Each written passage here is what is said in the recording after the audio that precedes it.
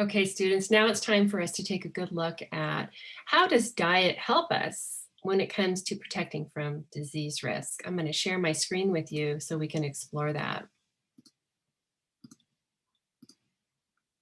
All right. So if we take a look here at the top 10 killers in the US, this is on a yearly basis that they compile the numbers. Your textbook shows the 2017 numbers, but actually for 2018, those are the last published numbers.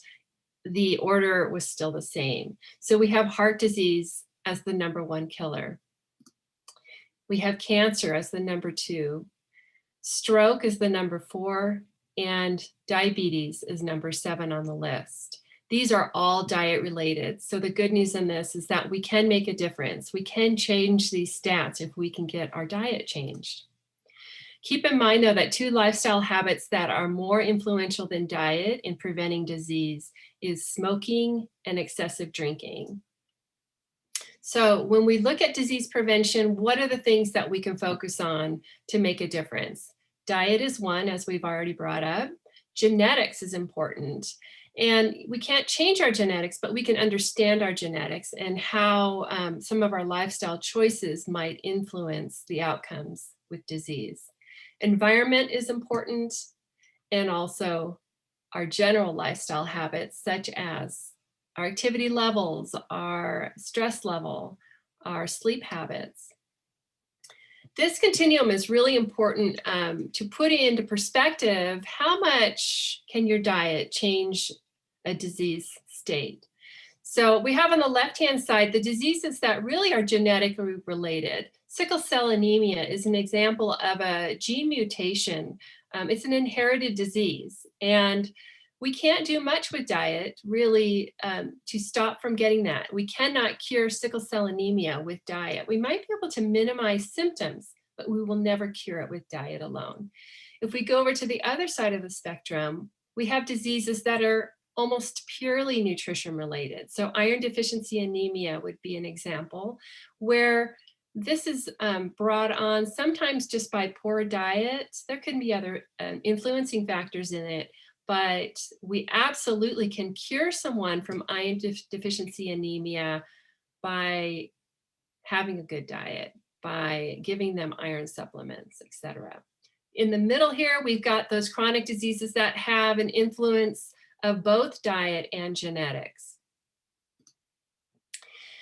There is a feedback loop when it comes to genes and nutrition that goes in both directions.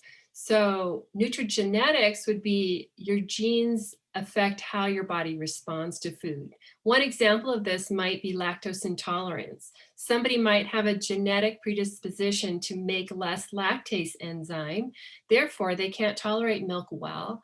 And that would be an example of nutrigenetics. Nutrigenomics, on the other hand, is what you eat affects how your genes express themselves. So the example of heart disease might be used here, where if you eat a Mediterranean diet, which is high in the monounsaturated fats, we can change the fact that we may not be destined for heart disease, even though our genetic code predisposes us to it. Lastly, I want to highlight for you that your textbook has Healthy People 2020, but late last year they came out with Healthy People 2030.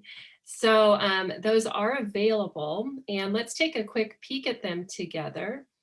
We can go to the link here, and let me make sure that we are sharing. Okay, so I encourage you to go to this website and kind of browse through what are the current recommendations and what is our nation striving toward. This influences decisions related to education programs and food programs that are offered throughout the country. So I wanted to make sure you had that resource.